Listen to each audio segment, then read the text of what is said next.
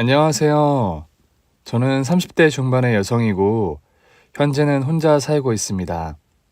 원래는 아들과 남편이 있는 평범한 워킹맘이었던 저는 어쩌다 보니 독거인이 되고 말았네요.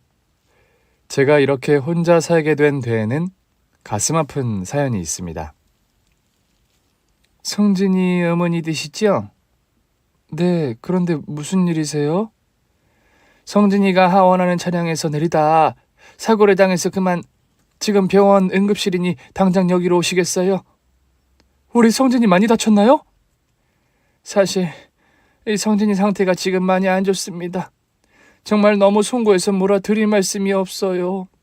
일단은 병원으로 빨리 오셔야 할 것 같아요. 평소 차분한 어린이집 선생님의 목소리가 침작을 가정하려는 노력에도 심하게 떨리는 것을 전화기상으로도 느낄 수 있었습니다. 저는 원래 방송작가 일을 해서 집에서 대본을 쓸 때 말고는 회의나 취재를 위해 지방에 내려가 있는 경우가 많았어요. 그날도 강원도에 취재를 나갔다 그런 전화를 받고 불이 나게 서울로 돌아왔습니다. 선생님, 우리 성진이 어디 있나요? 어머님, 정말 죄송합니다. 어린이집 담임 선생님은 갑자기 저를 보더니 무릎을 꿇고 오열하기 시작하더군요. 저는 순간 일이 잘못되어도 뭔가 아주 단단히 잘못되었다는 것을 알 수 있었죠. 아니, 선생님, 왜 갑자기 무릎을 꿇으시는 거예요? 제발 이러지 마세요. 뭐라고 드릴 말씀이 없어요. 우리 성진이 어디 있나요? 전 담임 선생님과 간호사가 가리키는 곳으로 갔습니다. 5살 난 제 아들이 병원 침상 위에 미동 없이 누워 있더군요. 아이의 이마 끝까지 올려진 흰 시트를 보는 순간 직감이 오긴 했습니다. 전 떨리는 손으로 아이의 얼굴을 덮은 흰 시트를 걷어냈어요. 성진아, 눈 떠봐. 엄마가 왔어. 전 그렇게 말하면서 아이의 이마를 쓰다듬고 볼도 만졌습니다. 그런데 어린 아들은 제가 아무리 어루만지고 이름을 불러도 끝내 미동이 없더군요. 성진아? 엄마랑 이번 주말에 워터파크 놀러 가기로 했잖아. 우리 성진이 워터파크 좋아하는데 엄마랑 얼른 놀러 가야지. 성진아! 성진아! 제발 일어나! 저는 이성을 잃고 아이를 흔들어 깨우고 품 안에 안아 마구 흔들었죠. 어머님, 이제 그만하십시오. 이성진 환자 2시간 전에 이미 심정지가 와서 숨을 거뒀습니다. 병원 측에서 할 수 있는 모든 조치를 취했음에도 땡월 땡일 모시 모분의 이성진 환자. 그만하세요. 우리 성진이는 원래 잠을 깊게 자는 아이예요. 봐요. 이렇게 손도 따뜻하고 얼굴도 빨그래야 돼. 이런 아이가 어떻게... 말도 안 돼. 우리 성진이는 이제 좀 있으면 깨어날 거라고. 저는 이성을 잃고 발작적으로 소리쳤습니다. 사람이 너무 큰 충격을 받으면 일시적으로 정신착란 가까운 상태가 된다는 걸 전 그때 경험했어요. 성진이 엄마, 이제 그만해. 돌아보니 남편이 처연한 얼굴로 저를 보고 있더군요. 성진이 하원 차량에서 내리다 사고를 당해서 응급실에 실려왔을 때 이미 심정지 상태였대. 우리 성진이 하늘나라로 갔어, 여보. 말도 안 돼. 우리 성진이 겨우 5살이야. 우리 귀여운 아들이 왜? 아침에만 해도 멀쩡하게 어린이집 잘 간 아이가 왜? 저는 병원 바닥에 철푸덕 쓰러지듯 앉아서 신음을 내지르며 한참을 오열했습니다. 성진아, 우리 아기 성진아, 안 돼, 성진아, 엄마도 같이 내려가. 전 그렇게 울다 응급실에서 실신했고 겨우 정신을 차렸을 땐 아이의 장례식이 시작되기 직전이었죠. 성진 엄마, 정신 차려. 당신 죽을 만큼 힘든 거는 아는데 우리 성진이 장례식은 어떻게든 치러야 하잖아. 전 그때 남편의 그 말을 듣고 이를 악물고 자리에서 일어났습니다. 곡기를 끊고 밥 한 숟갈 먹지 않고 장례식의 절차를 겨우 버텨냈지요. 종혜야, 너 아무리 마음이 힘들어도 이렇게 아무것도 안 먹으면 어쩌려고 그러니. 자식 저 세상으로 보낸 엄마가 무슨 입맛이 있어 밥을 먹어. 그래도 남은 장례 절차는 치러야 할 거 아니니. 너 너무 이러고 있는 거 마음 아파서 그래. 난 괜찮아. 몸이 힘든 건 차라리 마음이 너무 아프고 우리 성진이 다시는 볼 수 없다는 게 난 더 견디기가 힘들다. 아들의 장례식을 마치고 저는 탈수와 영양실조로 한동안 병원 신세를 져야 했습니다. 퇴원해서 집으로 돌아왔지만 저를 기다리고 있는 것은 곳곳에 남아있는 생생한 아들의 흔적들이었죠. 아이가 좋아하던 스케치북, 장난감, 아이의 채취가 고스란히 남아있는 옷가지와 베개, 친구들. 거의 하루도 빼놓지 않고 놀이터에 가지고 나가서 타기 좋아했던 네발 자전거. 전 그 모든 것들을 하나도 처분하거나 버리지 못했고 하루하루 아들을 잃은 슬픔에 폐인이 되어갔지요. 당신, 대체 언제까지 이렇게 설득종이야? 이렇게라니, 그게 무슨 말이니? 하루 세끼 식사도 제대로 안 하면서 종일 술에 절어서 성진이 방에 틀어박혀 종일 누워 지내는 생활 언제까지 할 거냐고. 당신 말하는 거 참 어이없다. 우리 성진이가 하늘나라로 떠난 지 얼마나 됐다고 그런 타령이야? 당신 나 지금 타박하니? 당신은 어떻게 그렇게 벌써 밥이 꾸역꾸역 넘어가고 회사를 나가지니? 아들도 없는 마당에 그렇게 밥이 달고 돈이 벌고 싶어? 정말 그런 식으로 말해야겠어? 나 육아휴직 끝난 다음 내가 뭐라고 했어? 요즘은 아빠들도 육아휴직 많이 하니까 당신도 딱 1년만, 아니 6개월만 육아휴직 쓰라고 내가 그렇게 말했잖아. 그 말이 당신 입에서 왜 안 나오나 했다. 그 소리 하고 싶어서 여태 어떻게 참았니? 다른 아빠들처럼 딱 반년만 성진이 곁에서 당신이 아이 케어하면서 원래처럼 등하원 책임졌다면, 그랬다면 우리 성진이는 지금 우리 곁에. 그렇게 남편에서 선을 넘는 발언을 쏟아내며 전 다시 오열을 터뜨리고 말았습니다. 아이가 명을 달리한 후 저는 매일이다시피 그때 그랬다면 저랬다면 끝도 없는 가정놀이를 하며 아이를 지키지 못한 죄책감을 덜어내지 못하고 있었죠. 그래, 당신 말이 맞아. 성진이 그렇게 된 거? 다 내 잘못이야. 난 당시 복이 면목이 없고 평생 동안 숙제하며 살게. 지금 와서 그런 게 다 무슨 의미야. 엄마 노릇 못한 건 나도 매한가지야. 엄마, 오늘은 일하러 밖에 안 가면 안 돼요? 엄마가 오늘은 좀 멀리 지방에 취재 가야 하는 날이라고 했잖아. 그럼 엄마 오늘 또 거기서 두 밤 자고 오는 거예요? 아니야. 이번엔 엄마가 한 밤만 자고 돌아올 거니까 성진이는 여기 시터 이모님이랑 하루만 자고 있으면 돼? 난 엄마랑 맨날 같이 자고 싶은데 엄마가 동화책도 읽어주고. 대신에 엄마가 일 없는 날에는 종일 성진이하고 놀아주잖아.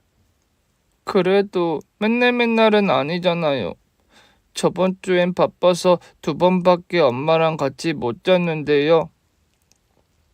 미안해 성진아. 대신에 이번에 취재 다녀오면 다음 주엔 엄마랑 맨날 같이 동화책도 읽고 놀러도 많이 다니자. 어때? 엄마가 그냥 집에서 나만 기다리는 엄마였으면 좋겠다. 옆집 수철이네 엄마처럼. 살아생전 아들은 일하느라 집을 비우는 때가 많은 저의 빈자리를 많이 아쉬워했습니다. 말도 빠르고 조숙한 편이었던 아이였는데 그래도 나이가 나이인지라 엄마 품이 많이 그립고 필요한 나이였으니까요. 저는 그런 아들의 감정을 무시하고 제 일을 다시 시작했던 지난 날을 사무치게 후회할 수밖에 없었습니다. 내가 그때 다시 일을 시작하는 게 아니었어. 뭐가 그리 대단한 커리어라고. 내가 무슨 역사에 남을 작가도 아니면서 콜라 그 돈 벌겠다고 아이 내팽개치고. 여보, 이제 제발 그만해. 당신 성진이 낳고 4살 될 때까지 일 휴직하고 아이만 돌봤잖아. 겨우 다시 일 시작한 게 얼마 됐다고 그런 소리 하니? 성진이가 내가 일 다시 시작하는 거 엄청 싫어했어. 집에 있는 엄마가 좋다고. 나를 그렇게 필요로 하는 아이를 두고 나는 대단치도 않은 내 커리어 챙긴다고 아이 뒷전으로 하고 우리 성진이가 그렇게 빨리 떠나버릴 줄도 모르고. 거의 매일이다시피 술 마시며 울며 그런 사무치는 토로를 반복하는 저였고 남편 역시 그런 저의 옆에서 하루하루 지쳐갔습니다. 여보, 우리 이런 식이면 더 이상 함께하는 의미가 없다는 생각이 든다. 그게 무슨 말이야? 이거 이혼 소리야. 당신도 나한테 더는 미련 없는 사람이라는 생각 든다. 충분히 생각하고 나서 내린 결정이니? 우리 사이에 더는 성진이도 없고 그와 동시에 더는 새롭게 피어날 행복이나 사랑 같은 거, 그런 거는 아무것도 남아있지 않은 것 같다. 여보, 내 얼굴이 성진이하고 붕어빵이잖아. 당신 내 얼굴 보면서 성진이 생각나고 그래서 더 괴로워지고. 내가 그건 모를 것 같니? 나 원망하는 마음 큰 것도 알고. 여보, 육아휴직 하라고 했단 말은 진심이 아니고. 알아, 여보. 나도 당신이 어떤 마음에서 그런 말 했는지, 당신이 너무 괴로우니까 나한테 그런다는 것도 다 알아. 진심으로 날 원망하는 것도 아니라는 거 다 아니까 우리 이제 서로 그만 힘들게 하자. 아들아이의 일주기를 함께 치르고 나서 남편과 나는 협의 이혼을 하게 되었습니다. 그 후로 아이와 남편과 함께 살던 집에서 쭉 혼자 살고 있는 저입니다. 정혜야, 너 또 아침부터 술이니? 언제 왔어? 넌 직장인이 출근도 안 하고 식전 대바람부터 친구 집에 마실이 나오냐?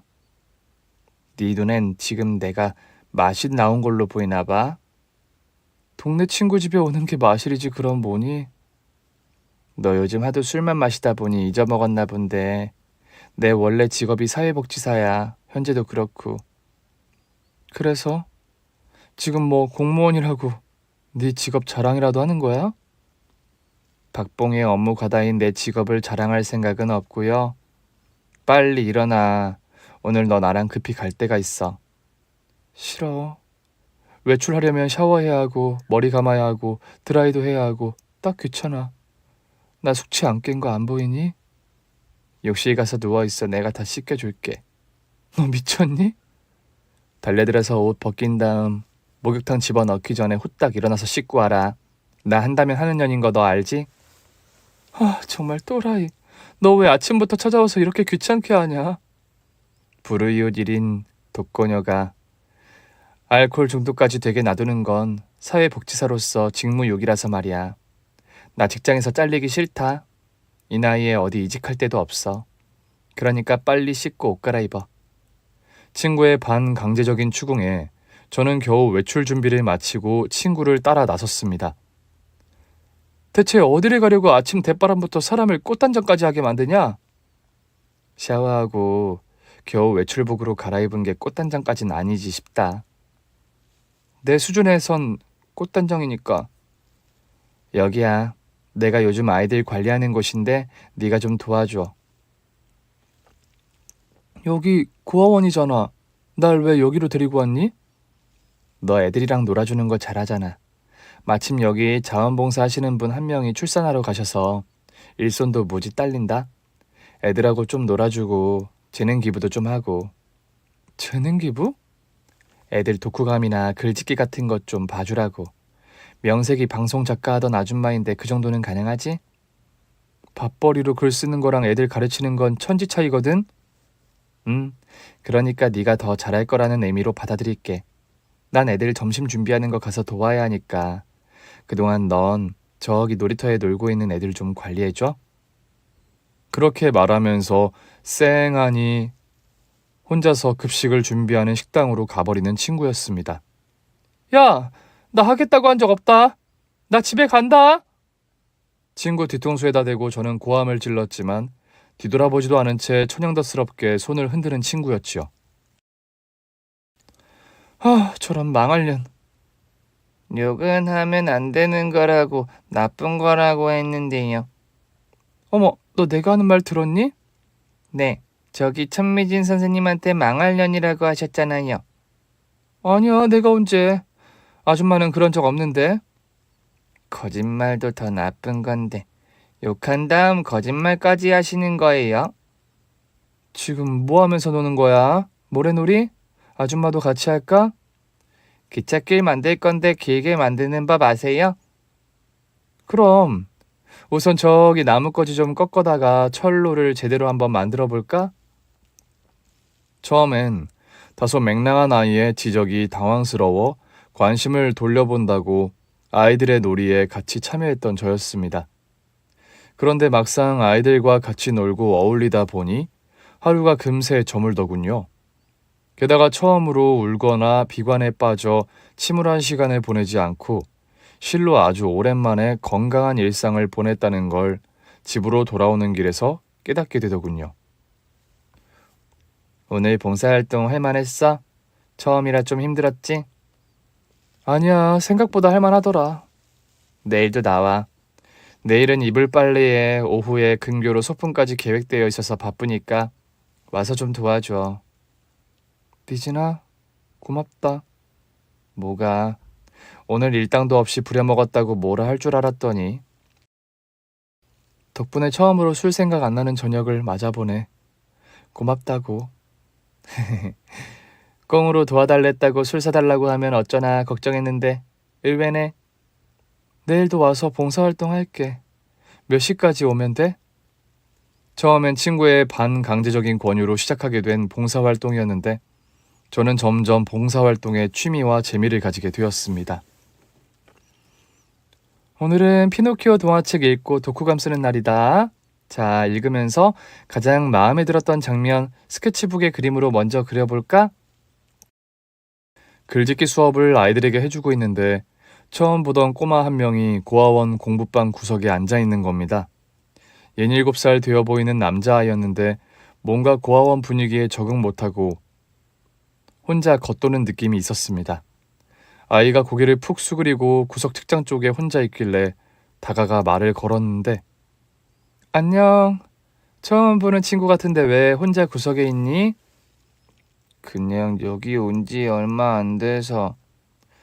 우물쭈물 기어들어가는 목소리로 말하며 고개를 드는 아이를 보고 저는 소스라치게 놀라고 말았습니다.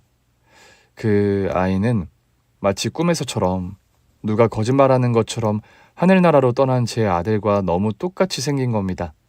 그런데 그 아이도 제 얼굴을 보고 기함하듯 놀라는 표정을 짓는 겁니다. 아줌마 진짜 미국 간 우리 엄마랑 똑같이 생겼어요. 내가 너희 엄마와 비슷하게 생겼다고? 저도 그 꼬마도 계속해서 뚫어지게 서로의 얼굴을 한참이나 쳐다보고 있었습니다. 저는 제 곁을 떠난 아들을 빼다 박은 그 아이를 가만히 보다 저도 모르고 그 꼬마의 머리칼을 만져보게 되더군요. 부드러운 갈색의 고수머리, 머릿결까지 제 아들과 너무 흡사해서 저는 저도 모르게 눈물을 쏟고 말았습니다. 성진아, 너 꼭 우리 성진이를 닮았구나. 성진이가 누구예요, 아줌마? 꼬마는 하염없이 눈물을 흘리는 저를 좀 신기하다는 듯 쳐다보더군요. 그렇게 그 꼬마와 마주보고 있는데 제 친구가 공부방 안으로 들어왔어요. 얘 정혜야, 너 글짓기 수업하다 말고 뭐해? 애들이 다 너 기다리고 있는데. 그러면서 친구 역시 그 꼬마 얼굴을 봤고 기함하듯 놀라고 말았지요. 아니 네가 새로 저번 주에 들어온 제일이라는 아이구나. 맞지, 전제일? 네, 제 이름이 전제일이에요. 글짓기 수업하는 시간인데 제일이 왜 혼자 여기 구석에 있었니? 그냥 여기 있는 게 불편하고 갑갑해서요. 그래, 그럼 선생님하고 잠깐 밖에 산책하고 올까? 친구는 컨디션이 좋지 않은 그 꼬마를 데리고 밖으로 나갔고 전 여전히 충격에 휩싸여 정신을 차릴 수 없었습니다. 겨우 이성의 끈을 부여잡고 아이들에게 남은 수업을 진행하고 전 당장 고아원 원장실을 찾아갔습니다. 아줌마는 미국 간 우리 엄마랑 똑같이 생겼어요. 좀 전에 꼬마가 제 얼굴을 보며 한 말이 귀에 계속 쟁쟁 울렸고 그 말에 고아원 원장님을 찾아간 순간 전 거의 놀라서 기절할 만한 상황에 직면했습니다. 원장님, 대체 어떻게 된 일인가요? 안 그래도 정혜 씨와 얘기를 좀 나누려고 했어요. 새로 들어왔다는 그 제일이라는 아이, 엄마가 있는 아이인가요? 전 제일이 엄마를 알아요. 제일이 엄마가 직접 여기 고아원에 와서 제일이를 부탁했고요. 어떻게 된 일이길래 엄마가 직접 아이를 고아원에... 일단 그 사연은 차차 말씀드리기로 하고 우선 정혜 씨의 얘기부터 해야 할 것 같군요. 제 얘기라니 대체 무슨 말씀이신지... 제일이 얘기 들으셨죠? 자기 엄마랑 정혜 씨가 얼굴이 똑같다고 하지 않던가요? 맞아요. 전 제일이가 제 아들과 너무 얼굴이 닮아 놀랐는데 제일이까지 그런 이상한 얘기를 해서 저 역시 제일이 엄마를 처음 보고 깜짝 놀랐습니다. 정혜 씨와 얼굴이 너무 닮아서요. 생판 모르는 그 여자랑 제가 어떻게 얼굴이 닮아요. 저는 저도 모르게 버럭 화를 내었고 원장님은 짧게 한숨을 쉬더니 책상 서랍으로 가서 사진 한 장을 가져오는 겁니다. 제일이 어머니께서 후에 정혜 씨에게 보여주라고 하시며 남겨두고 간 사진입니다. 원장님이 건네준 사진 속에는 정말이지 저와 똑같이 생긴 여자가 제일이라는 꼬마를 안고 활짝 웃고 있는 사진이 여러 장 있었습니다. 그리고 또 한 장의 사진을 보며 저는 할 말을 잃고 말았어요. 빛바랜 아주 오래된 사진 한 장. 그 사진 속에는 일란성 쌍둥이 갓난아기가 나란히 강보에 쌓여 배시시 웃고 있었습니다. 그리고 그 사진 속 날짜는 제가 2살 되던 해의 생일날임을 말해주고 있었죠. 원장님, 이 사진 속에 저와 똑같이 생긴 여자 대체 누군가요? 제일이 엄마라는 이 여자와 저 대체 무슨 관계냐고요? 지금 당장 정혜 씨 앞에 나타날 자신이 없다면서 또 그럴 경황이 없다면서 제일이 어머니는 떠나셨어요. 그리고 다음과 같은 사실을 전해달라 하셨고요. 그분이 뭘 전해달라 하셨는데요? 일단 이 편지를 읽어보세요. 그 안에 모든 진실이 담겨 있으니까요. 저는 떨리는 손으로 원장님이 건네준 편지를 받아들였습니다. 그리고 편지 안에는 내가 이제껏 살아오며 미처 몰랐던 또 다른 가족의 존재와 돌아가신 엄마가 생의 마지막 순간까지 끝내 밝히지 않았던 진실이 들어있었죠. 사실요, 제 가정사가 꽤 복잡합니다. 제가 2살 배기의 아기였을 적에 저희 부모님은 일찍이 이혼하셨어요. 그리고 제 위로는 일란성 쌍둥이 언니가 한 명 있었다고 합니다. 엄마는 저를, 아빠는 그 쌍둥이 언니를 데리고 이혼하셨던 거죠. 그런데 제가 경악하고 충격을 받았던 것은 전 제가 쌍둥이라는 사실도 제 위로 일란성 쌍둥이 언니가 있다는 사실도 여태까지 전혀 모르고 살아왔던 겁니다. 엄마, 나는 아빠를 이제 아예 볼 수 없어요. 너희 아빠는 엄마와 이혼하고 미국 가서 다른 여자와 재혼했어. 재혼? 그럼 아빠한테 부인이 있단 말이에요? 그래. 부인뿐만 아니라 아빠한테는 그 부인과의 사이에 아들과 딸도 있대. 그런데 아빠가 어떻게 너를 만나니? 그런 말로 엄마는 평생 아빠와 저의 만남을 차단했습니다. 엄마는 이혼 후 일본으로 건너가 장사를 오래 하셨고 저 역시 성인이 되기 직전까지 일본에서 학교를 다녔던 통에 아빠와는 거의 평생 단절된 삶을 살았던 겁니다. 그런데 엄마는 왜 제게 쌍둥이 언니의 존재까지 숨겼던 걸까요? 언니가 남긴 편지 속에서 그 이유의 답을 찾을 수 있었습니다. 엄마는 여자로서는 이해가 가지만 엄마로서는 이해할 수도 없고 용서받을 수도 없는 일을 그 당시에 벌이셨어.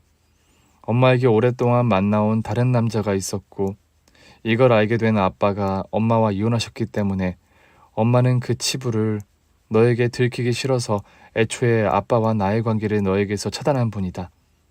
엄마가 살아생전 난 너 몰래 엄마를 찾아뵀었지만 내가 널 만나는 걸 극구 반대하신 엄마셨다. 저는 언니의 그 편지를 읽고 도무지 모든 사실들을 받아들이기 힘들어 한동안 충격에서 헤어나오지 못했습니다. 저희 엄마는 사실 3년 전 암투병을 하다 하늘나라로 떠나셨습니다. 엄마, 많이 아파요? 항암 치료가 힘들어도 뭘 좀 드세요. 챙겨서 잘 드셔야 항암 치료도 잘 버티시죠. 아니다, 장애야. 난 솔직히 더 억지로 내 목숨을 연명하는 게 더덥고 부질없게 느껴지는구나. 엄마, 그게 무슨 말씀이세요? 하루라도 더 건강하게 오래 사셔야 나랑 성진이 얼굴도 더 보고. 내가 지은 죄가 너무 많아서 솔직히 널 볼 면목이 이제 더는 없어. 엄마가 무슨 죄가 그리 많다고. 엄마 이혼하고 재혼도 하지 않고 평생 나만 바라보고 사신 거 내가 얼마나 미안하고 고마워하는지 모르시죠? 정혜야, 넌 엄마가 정말로 고마웠니? 당연한 거 아니에요, 엄마? 미안하다. 미안하구나, 정혜야. 못난 엄마라서, 부끄러운 엄마라서 미안해. 엄마, 제발 그런 말씀 마세요. 이혼 가정이 한두 집도 아니고 아빠와 성격이 맞지 않아 이혼하신 건데 왜 평생 그걸 그렇게 제게 미안해하세요? 그렇게 말하는 저의 얼굴을 무척이나 복잡하고 슬픈 눈길로 보던 엄마의 마지막 모습. 그 표정이 문득 다시 되살아나더군요. 엄마가 살 날이 남지 않은 그 시점에서 왜 그런 말씀을 하셨는지 전 뒤늦게야 납득을 하게 되었습니다. 엄마는 이혼 사유의 진짜 이유를 저에게서 평생 한 번도 솔직하게 말씀해 주지 않으신 거였죠. 가끔 제가 엄마에게 그런 일들을 물으면 엄마는 아빠랑 이혼한 진짜 큰 이유가 뭐예요? 이제 나도 컸으니까 어느 정도 말해줘도 되잖아요. 엄마 아빠는 애초에 만나면 안 되는 사람이었다고 해야 하나? 서로 사랑하지 않은 것은 아니었다만 평생 함께 살기에 성격이 너무 맞질 않았단다. 같이 있는 게 불행이 된다는 걸 깨달았고 갈라섰던 거야. 너한테 제일 미안한 선택이었다만. 평생 날 한 번도 아빠가 찾지 않았다는 게 좀 서운하긴 해요. 네 입장에선 그럴 수도 있다만. 정희야, 엄마가 늘 말하지만 아빠는 미국서 다른 여자와 가정을 꾸려 잘 살고 계시잖니. 그리고 진작에 내가 아빠에게 널 보시겠냐 의사를 물었다만 그러지 않는 게 좋겠다고 답장이 왔더구나. 아빠가 진짜 그런 말을 하셨어요? 그래. 네가 서운할까 봐서 엄마가 여태 말 안 했는데 그렇게 말씀하셨어. 전 엄마의 그 말을 믿고 애진작 아빠에 관해 마음의 문을 닫고 살아왔었습니다. 그런데 언니의 편지에 적힌 내용은 전혀 다르더군요. 아빠는 돌아가시는 순간부터 정혜 널 무척 보고 싶어 하셨어. 그런데도 엄마의 부탁, 정혜에겐 자신의 치부를 밝히고 싶지도 않고 정혜가 아는 순간 엄마는 살 수 없다고 제발 정혜만은 자기 곁에서 앗아가지 말아달라고 당신과 정혜가 만나지 않았으면 하는 게 마지막 부탁이라 하도 신신당부를 하셔서 아빠는 너에게 더 연락을 하지 않으셨어. 언니의 편지를 읽고 저는 뒤늦게 엄마에 대한 원망에 사로잡혔지만 어디 토로할 데도 없는 원망이었습니다. 엄마는 이미 3년 전 암투병 끝에 명을 달리하신 상황이었기 때문입니다. 원장님, 그럼 제일이가 제 친조카란 말씀이세요? 그렇죠. 정혜 씨 친언니가 낳은 친아들이니 정혜 씨에겐 친조카가 되는 거지요. 언니는 왜 그런데 저렇게 어린 제일이를 고아원에 맡기고 미국에 간 건가요? 그게 또 제일이 어머니에게도 말 못할 사정이 있어요. 사실 제일이 어머니가 재혼을 예정해 둔 남자분이 계셨어요. 제일이도 아빠처럼 따르고 사이도 좋은 분이었는데 언니는 몇 년 전 이혼했고 다시 재혼을 약속한 남자가 있었다고 합니다. 그 남자는 제일이도 아주 예뻐하고 성격도 착한 남자였는데 미국 시민권자였다고 해요. 그런데 그 남자가 살림을 합치기로 하고 얼마 지나지 않아 말기암 선고를 받았다는 겁니다. 그분께서 미국 시민권자라 여러 가지 이유로 미국서 치료를 받아야 하는 상황인 거예요. 또 그분이 걸린 암 종류가 미국 병원이 권위 있게 치료를 잘한대요. 해서 그분 투병하고 치료하는 동안만 같이 미국에 따라가 간호해준다고 제일이가 고아원에 잠시 맡기신 거예요. 언니와 재혼할 그 남자는 거의 천혜고아로 세상천지 곁에 병간호를 도와줄 가족 하나 없는 사람이라는 겁니다. 언니의 사정이 이해가 가면서도 혼자 남겨진 제일이를 생각하니 너무나 속이 상하더군요. 원장님 말씀 듣고 보니 언니 입장이 이해가 안 가는 것은 아니네요. 그 남자도 고아라니 사정이 딱하지만 그 남자 거둔다고 우리 제일이를 또 고아 만들 수는 없는 노릇이에요. 정희 씨가 꼭 그런 말씀을 하실 것 같았어요. 뭐 달리 생각한 바라도 있으세요? 원장님, 제가 남도 아니고 제일이 친이모인데 이왕 이렇게 된 거 우리 제일이 제가 집에 들여가서 키우겠어요. 괜찮으시겠어요? 사실 천 선생님께 들었는데 정희 씨가 아픈 상처가 있다고. 네, 들어서 알고 계시군요. 그런데 그 일과 제일이를 데려가겠다는 건 큰 연관은 없는 일이에요. 제게 아들이 무사히 제 곁에 있었다 하더라도 이런 상황에서 제일이를 데려가 제가 거둔다는 결정은 변함없었을 겁니다.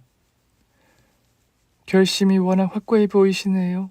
그리고 입양하는 데 있어 결격 사유도 전혀 없으신데 제일이 데려가 키우시는 거 저도 찬성입니다. 저는 원장님과 논의 끝에 제일이를 데려다가 집에서 함께 살기로 했습니다. 제일아, 원장님께 얘기 들었니? 내가 너의 친이모라는 거 말이야. 네, 들었어요. 어제 원장실에 부르셔가지고 말씀해 주셔서요. 이모가 여러 사정으로 요즘 집에 혼자 산단다. 이모 사는 집이 그렇게 좋은 집은 아니지만 그렇다고 혼자 살기엔 집이 좀 큰 것도 사실이야. 이모가 혼자 그 집에 살려니까 심심하고 무서운데 제일이가 이모랑 같이 가서 사는 거 어떠니? 정말이요? 저 정말 이모랑 같이 살아도 돼요? 이모는 그러고 싶구나. 제일이 너만 좋다면. 그렇게 저는 조카를 데리고 집으로 왔고 함께 살게 되었습니다. 아들이 쓰던 방을 치우도 도배를 새로 해서 제일이 방으로 쓰도록 했지요. 이모, 이 방은 원래 누가 쓰던 방이에요? 원래 이모 아들이 쓰던 방이야. 이모 아들은 어디 갔어요? 좀 멀리 떠났지. 실은 좀 갑작스럽게 사고가 나서 하늘나라로 떠났단다. 죄송합니다. 그런 걸 물어서요. 아니야, 제일이 네가 미안할 게 뭐가 있다고. 조카 녀석은 성격 또한 제 아들을 많이 닮았더군요. 조숙해서 말을 어른스럽게 하는 면이 그랬고 또 섬세하게 다감한 성격이 그러했습니다. 이모, 오늘 비 온다고 했는데 외출하게 되면 우산 꼭 챙기세요. 뭔가 이모가 해야 할 말을 자꾸 제일이 네가 한다. 그런가? 그런데 이모는 보면 가끔 깜빡깜빡 하는 게 많잖아요. 그래서 제가 미리 말씀드리는 거예요. 저번에도 우산 까먹고 그냥 비 맞았다가 감기 걸렸잖아요. 그래, 제일아. 이모도 우산 잊지 않을 테니까 걱정 마. 이따 하교하는 시간엔 오늘 이모가 데리러 갈 테니까 이따 보자. 네, 이모. 학교 다녀오겠습니다. 허전하고 텅 빈 집에서 공허함과 쓸쓸함을 못 이겨 매일 술로 지새우던 날을 보내던 저였는데 고아원 봉사활동을 시작하며 술을 차차 끊게 되었고 제일이가 집에 들어와 함께 살기 시작하면서부터는 예전에 저를 그렇게 괴롭히던 슬픔과 그리움에서 조금씩 벗어나게 되었습니다. 물론 아들을 잃은 상실감은 아직 다 극복한 것은 아니에요.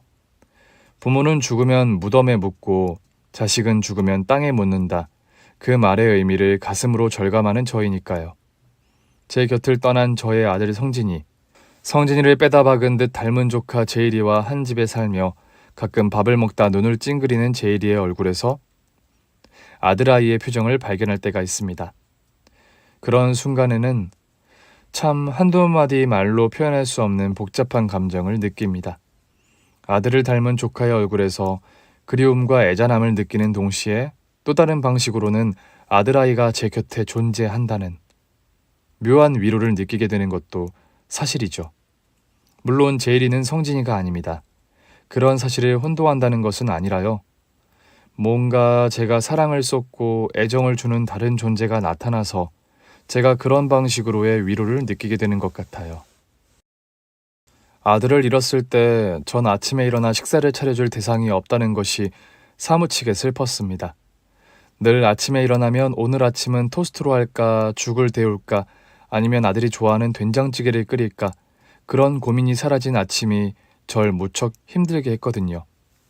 조카를 돌보며 한 집에 살면서는 제가 다시 그런 일상, 엄마 역할을 하며 살아가는 일상을 회복하게 되어서 제가 그런 부분에서 많은 위로와 행복감을 느끼는 것이 사실입니다. 제일이 역시 엄마의 빈자리를 이모인 제가 채워주어서 좋아하는 것 같습니다. 이모가 만드는 찌개 맛이 엄마가 만드는 찌개 맛이랑 진짜 비슷해요. 그래? 엄마랑 이모는 아직 만난 적이 한 번도 없는데. 신기하네. 그런데 솔직히 말해봐. 이모 거랑 엄마 거 중에 어느 게 더 맛있니? 이모 된장찌개요. 좀 오래 망설이다 대답하는 것 같은데. 아닌데 저 솔직하게 말 안 간대요. 오늘은 게임 안 하고 책보다 잠드는 날인 거 알고 있지? 알고 있어요. 대신에 이모, 이번 토요일엔 성재 형네 집에 게임하러 다녀와도 돼요? 얼마나? 올해는 안 돼. 한 3시간? 3시간은 안 되고 1시간 반. 1시간 반은 너무 짧아요. 2시간 어때요, 이모? 네가 이번 주에 그 책 다 읽고 독후감 잘 쓰면 2시간 허락할 거야. 조카와 여느 모자간에 투닥이곤 하는 그런 실랑이를 하면서 하루하루 살아가는 재미를 느끼는 저였습니다. 조카와 한 집에 산 지 3년 정도가 흐른 어느 날, 저의 쌍둥이 언니가 한국으로 귀국을 하게 되었습니다. 전 제일이의 손을 잡고 언니와 예비 형부를 마중하러 공항에 나갔지요. 입국장 안으로 들어오는 언니를 저는 한눈에 알아보았습니다. 그도 그럴 것이 누가 봐도 저와 똑같이 생긴 일란성 쌍둥이 언니였으니 못 알아보는 게 어려운 일이었을 겁니다. 네가 정혜구나. 내 동생 정혜, 너를 이제야 보다니. 절 보자마자 와라 껴안으며 오해를 터뜨리는 언니였습니다. 언니 많이 보고 싶었어. 나한테 언니가 이렇게 멀쩡하게 있는 줄 알았더라면 엄마가 아무리 뭐라 해도 언니를 만나러 갔을 텐데. 이제는 돌아가신 엄마 탓해서 뭐 하겠니? 지금이라도 널 만나 언니는 너무 좋구나. 그리고 지난 3년 우리 제일이를 그렇게 돌봐줘서 내가 너무 고맙다, 정혜야. 안녕하세요. 말씀 많이 들었습니다. 제가 그간 몸이 많이 아파서 폐를 많이 끼쳤어요. 감사합니다. 말 편하게 하세요. 건강은 많이 좋아지신 건가요? 덕분에요. 정혜 씨가 우리 제일이를 워낙 잘 돌봐주셔서 저나 이 사람이나 한국 일 걱정 안 하고 치료에 전념할 수 있었어요. 형부될 분은 기적적으로 암 완치 판정을 최근에 받았고 건강을 회복해서 언니와 함께 한국으로 완전히 귀국한 거였습니다. 제일아, 엄마가 그간 너무 미안했어. 아저씨가 많이 아프셔서. 엄마가 그동안 제일이를 챙겨주지 못해서 너무 미안하다, 아들. 엄마, 이제 그만 우세요. 아저씨 병간호할 사람이 엄마밖에 없었다는 거 저 알아요. 다 이해하고 전 이모와 아주 잘 지냈으니까 미안해하지 않으셔도 돼요. 제일아, 아저씨가 너에게 너무 미안하고 고맙다. 무사히 건강을 회복하셔서 너무 다행이에요, 아저씨. 예비 형부와 귀국한 언니는 한국에서 작은 결혼식을 올렸고 두 사람은 법적인 부부가 되었습니다. 제가 사는 집 바로 옆집에 살 곳을 마련한 언니네 부부는 제일이를 데리고 가서 세 식구가 아주 행복하게 잘 삽니다. 언니, 제일이가 이젠 형부한테 아빠라는 말 좀 해? 다행히 어제부터 아빠라고 부른다? 처음엔 하도 호칭을 안 부르길래 아빠라는 소리가 안 나와서 저러나 걱정이 많았는데. 제일이도 뭐 아무리 평소에 형부를 따르던 아저씨였다 해도 아빠라고 부르는 데는 시간이 필요했을 거야. 너 살아온 얘기 나 다 알고 있어. 엄마가 널 만나는 건 차단시켰지만 너에 관한 얘기들은 다 시시콜콜이 또 전해주셨으니까. 하, 우리 엄마도 참 사시면서 마음 많이 갑갑하셨을 것 같아. 돌아가시는 순간까지 마음의 짐을 얹고 사시느라 얼마나 힘드셨을까? 그러게, 예전엔 무조건 본인 치부 덮으려던 엄마가 밉고 원망스러웠는데 이젠 어떤 면에선 이해도 가. 그렇다고 그렇게 행동하면 안 되시는 거였지만 엄마 스스로 충분히 많이 괴로우셨을 것 같아. 돌아가시기 며칠 전 엄마가 자꾸 무슨 말을 하실 듯 하며 안 하셨는데 아마 마지막에 솔직하게 털어놓으시려다 관두신 건 같기도 하고. 그나저나 정혜야, 나 없는 동안 우리 제일이를 아들처럼 키워줘서 너무 고맙다. 너 아니었음 정말 나 미국서 저 사람 병간호 마음 편하게 못했어. 그런 식으로라도 제일이를 내가 만날 수 있어서 다행이었어. 나도 아들 잃고 많이 힘들었는데 제일이 통해서 많이 극복한 면도 커. 정혜야, 우리 뒤늦게 만났지만 남은 여생 서로 의지하면서 재미나게 오순도순 잘 살아보자. 나도 언니 말에 공감. 언니나 나나 이젠 가족이라곤 서로밖에 없잖아. 안 그래? 그러게 말이다. 너와 내가 유일한 피부치다 서로에게. 언니는 제일이가 있는데? 제일이는 이모인 너를 다 따르는데? 그런가? 이참에 진짜 제일이를 내 아들 삼을까? 뭐라고? 얘, 농담으로라도 그런 말 마라. 그러라고 하면 제일이 진짜 그러고도 남으라니까.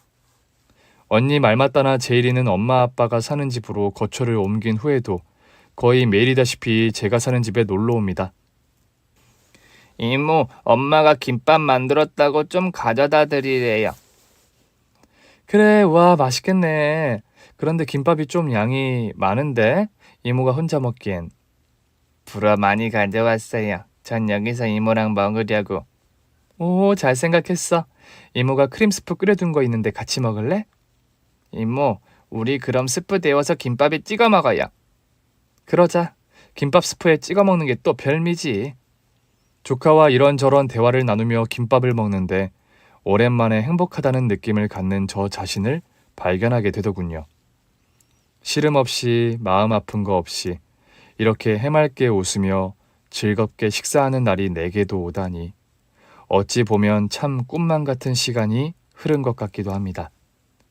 아들을 잃고 상실감에 허덕이던 때 저는 하루 종일 집에 틀어박혀 아들 흔적을 더듬으며 술로 하루를 지새웠었죠. 그러던 저를 일으켜 세워준 건 친구였어요. 정혜야, 너 요즘 얼굴이 참 많이 좋아졌다. 언니네 부부 옆집 이사와서 산 후로 재미나게 사는 것 같아. 뭐 제일이 데리고 같이 살기 시작한 후로 네 표정이 환해진 게 사실이지. 내가 좀 정신 차리고 살게 된 건 더 그 이전부터야. 네가 나 봉사활동하라고 고원에 끌고 간 그날 말이야. 그날 너 밖에 나오게 만들려고 내가 고생 좀 했지. 비진아, 고마워. 너 아니었음 나 아직도 방구석에 틀어박혀 끔찍하게 살았을 거야. 일 다시 시작했다면서? 다시 시작했어. 언니 부부 돌아와서 종일 제일이 돌봐야 하는 것도 아니고 우리 가족이 나름 공동 육아 환경이잖아. 나도 뭐 계속 집에서 놀 수만은 없는 일이고. 그래, 여기저기 취지도 다니고 글도 쓰고 너 하던 일 다시 해야지. 이번 주말에 우리 가족들이랑 같이 식사할래? 집에서 언니랑 몇 가지 요리 만들어서 먹으려는데. 나야 좋지 뭐. 너네 자매 요리 솜씨 세트로 훌륭하잖아. 참, 우리 언니도 다음 주부터 고아원 봉사활동 시작하겠대. 제일이 맡겼던 동안 신세진 것도 많고 원장님께 인사도 드린다고 말이야. 언니분도 같이 봉사 와주시면 더없이 고맙지. 그런데 정혜야, 애들이 좀 놀라긴 하겠다. 똑같이 생긴 선생님 두 분이 찾아오면 말이야. 듣고 보니 좀 그러네. 옷이라도 언니랑 둘이 좀 다르게 입고 가야겠네. 제일이와 함께 생활하게 된 후로도 저는 매주 고아원 봉사활동을 빼먹지 않고 하고 있습니다. 아들을 잃었을 때 저는 세상에서 가장 사랑하는 존재가 사라진 상실감에 한동안 정신을 차리지 못할 정도였죠. 고아원의 아이들 역시 그렇게 세상에서 가장 소중한 존재와 헤어졌거나 어쩔 수 없이 분리되어 생활하는 아이들이란 사실을 예전엔 미처 생각하지 못했었습니다. 제가 상처를 겪고 슬퍼본 후에 아이들의 상처가 새삼 새롭게 다가온 것도 사실이었죠. 슬픔 속에서 상처 속에서 성장한다는 말은 아마 이런 것에서 나오는 것 같기도 합니다. 슬프다고 아프다고 그 속에만 함몰되면 마음은 점점 허물어지고 살아갈 기운은 1도 생겨나지 않는 것 같습니다.